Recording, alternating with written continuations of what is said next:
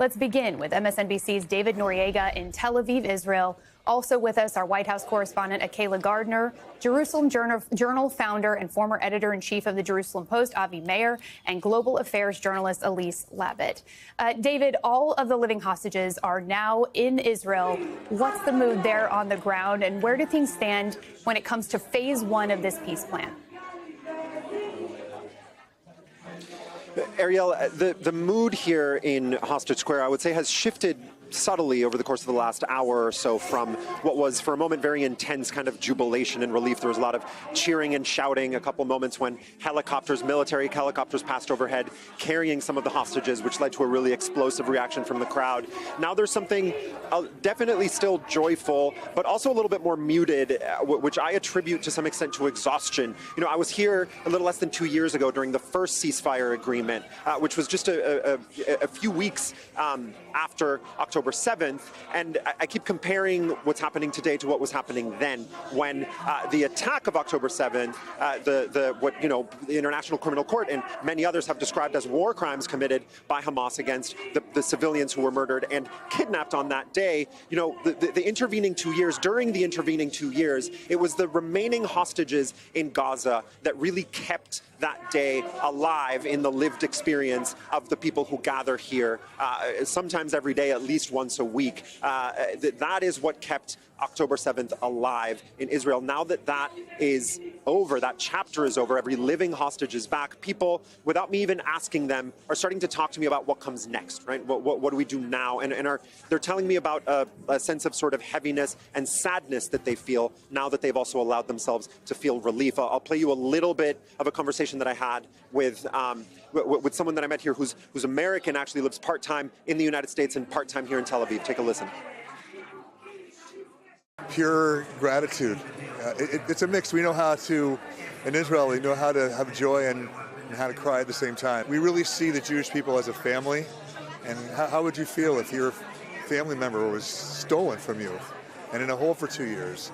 Just so unbelievably grateful that they're, I can't really put it into words. And it's not me, it's literally every Israeli, every Jewish person around the world feels this incredible debt of gratitude. Huge gratitude to President Trump. Who in the world could have pulled this off? I'm not a political person.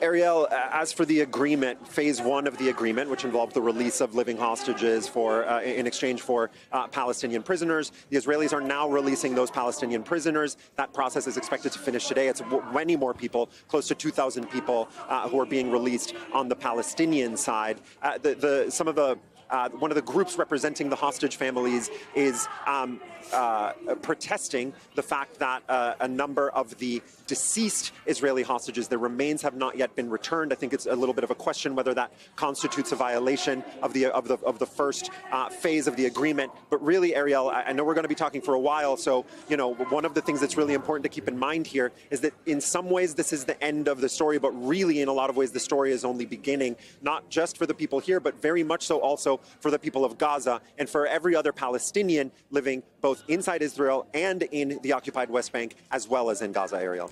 And David, just really quickly, if you can give us a sense of the condition of the Israeli hostages.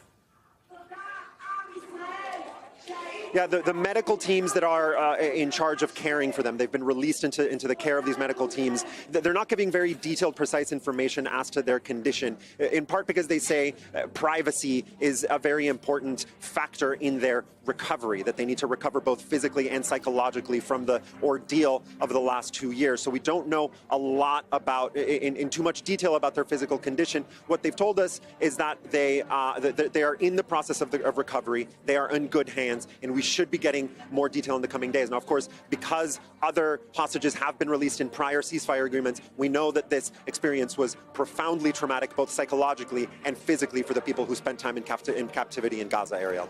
I know you will continue to follow their conditions. And Avi, put this moment, the enormity of this moment, into context for us when it comes to the Israeli society. 738 days of collective agony now coming to a close. Well, Ariel, if I look a little bleary-eyed, it's because I pulled an all-nighter in anticipation of this day, and also because I spent much of this day in tears, as I think have many Israelis. This is, as your correspondent said, a tremendous sense of relief. And it almost feels surreal that this is a moment that we have been praying for, that we've been desperate to see for 2 full years. Tomorrow actually marks the 2-year anniversary according to the Jewish calendar. And so to actually have this happen is just unbelievable to so many of us. And of course, that is countered and perhaps couched to some extent by the sense of grief that many families are feeling, learning that their loved ones are not going to be coming home alive, and that some of them may not come back at all. We know that at this point, Hamas is saying that they're only able to return 4 of the 28 bodies. That's 14% of the 28 bodies that they're currently holding. They claim that they can't find the rest. That is viewed by many Israelis as a significant violation of their commitments under the ceasefire agreement, and we have to see how Israel responds over the next few days. Avi, how are Israelis reconciling this immense relief with the feeling of tepid anticipation about what comes next? Do Israelis feel that Hamas has been sufficiently incapacitated? And what are you looking for in this next phase 2? Well, look, I think the Israeli government was pretty straightforward in what its conditions were going to be to end this war. The first, of course, was the return of those hostages. That seems to have been partially satisfied today. But other conditions included the demilitarization of the Gaza Strip and the removal of Hamas as both a governing power and as a threat to the state of Israel. Now, that, of course, has been partially achieved. We know that Hamas is not the same Hamas as it was on October 6th or 7th, but certainly the Strip itself is not demilitarized. You see Hamas militants walking around armed very openly now, basically filling the vacuum that Israel left by withdrawing to this new boundary. And so there's significant concerns in Israel about what that might look like and how we can ensure that Hamas does not reemerge as a threat, does not rearm over the next few years and pose yet another threat to the state of Israel. Now, that, of course, does sort of allude to the second stage of this. We know that there is going to be a big conference tomorrow, a summit of world leaders to talk about the future of Gaza and what the governing authority will look like. But one of the primary tasks will be to ensure that that territory is indeed demilitarized so that Hamas can never again pose a threat to the people of Israel. So, Elise, zoom out for a moment. Given the context we just heard from Avi, after years of watching this region as you have, give us a sense of how pivotal this moment is for Israelis and Palestinians and how complicated the days ahead will look. Well, I don't think you can really underestimate either. I mean, as you know, as both of your guests have already said, this is a moment for both sides of relief and grief.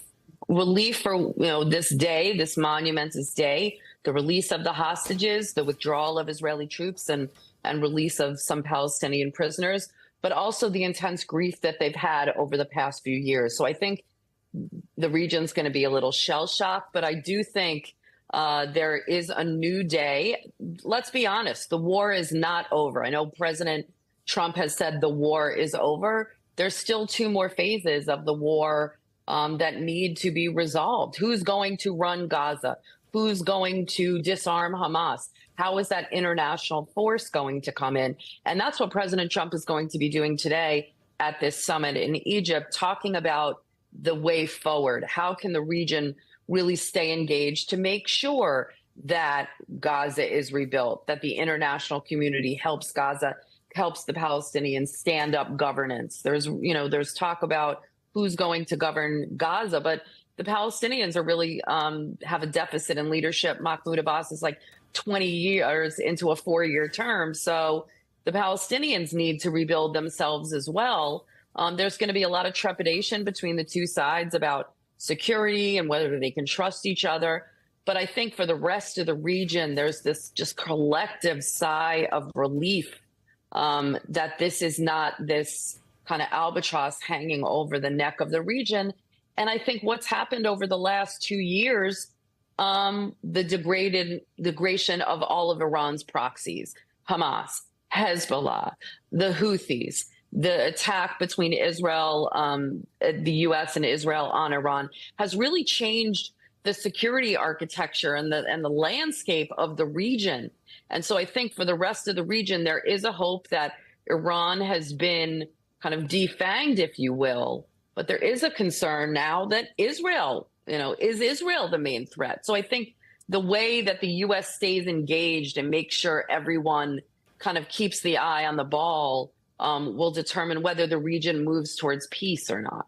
And speaking of that, Akela, President Trump, as we've been mentioning, is making his way to Sharm el-Sheikh with these other leaders of Arab states, Muslim nations. Palestinian President Mahmoud Abbas, who Elise mentioned, is not wildly popular among his own people. And there will be European leaders present there. What message is he hoping to deliver as he engages with all these leaders? Well, we expect his message to largely be celebratory, much like the speech that he gave earlier today to the Israeli parliament.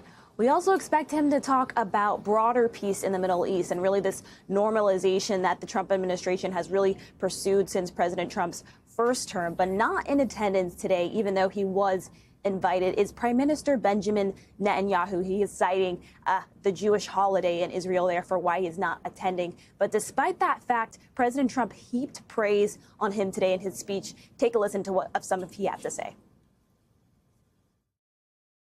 I want to express my gratitude to a man of exceptional courage and patriotism, whose partnership did so much to make this momentous day possible. You know who I'm talking about. There's only one, Prime Minister Benjamin Netanyahu. We make the best weapons in the world, and we've got a lot of them. And we've given a lot to Israel, frankly, and you obviously used them very well. I'm proud to be the best friend that Israel has ever had, and they all say it. President Trump also called for Netanyahu to be pardoned, who is facing alleged corruption charges. But at the same time, despite the praise, he also said he's not the easiest person to work with over the past couple of months. We know there has been some tensions between these two leaders, and it's really unclear what Netanyahu's role and influence is going to look like going forward.